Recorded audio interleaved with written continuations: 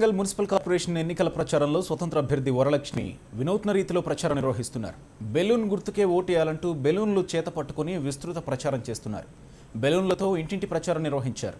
53వ division పరిధిలోని పలు కాలనీల్లో బైరి వరలక్ష్మికి మద్దతుగా మహిళలు భారీ ర్యాలీ నిర్వహించారు. తెలంగాణ కోసం కష్టపడ్డ పార్టీ టికెట్ కోసం వెనకబడ్డ అంటూ వినూత్న రీతిలో ప్రచారం నిర్వహిస్తున్నారు.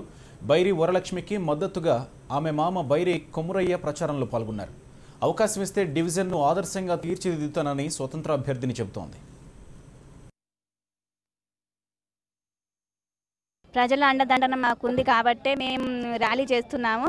గెలుస్తామనే నమ్మకం మాకుంది. అందుకే ప్రతి ఊరికి వెళ్ళి ప్రచారం చేసుకుంటూ వస్తున్నాము.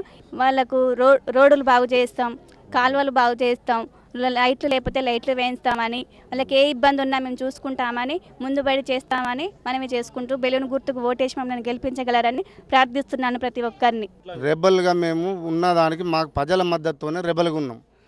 ప్రజలు వచ్చి అక్కడ అన్ని రకాల మద్దతు చెప్పినా వాళ్ళు చేయలేదు కాబట్టి వాళ్ళు అందుకే నాకు బలపరిచి ఖచ్చితంగా ఓటేయడానికి సిద్ధం ఉన్నారు. నేను గెలిచడానికి సుధా సిద్ధం ఉన్నా. దానివల్ల మనకు ముందుకు పోతాను, మనం చేసే మంచి పనుల బట్టి ముందుకు పోతాను తప్ప మనకు పార్టీ గురించి కాదు.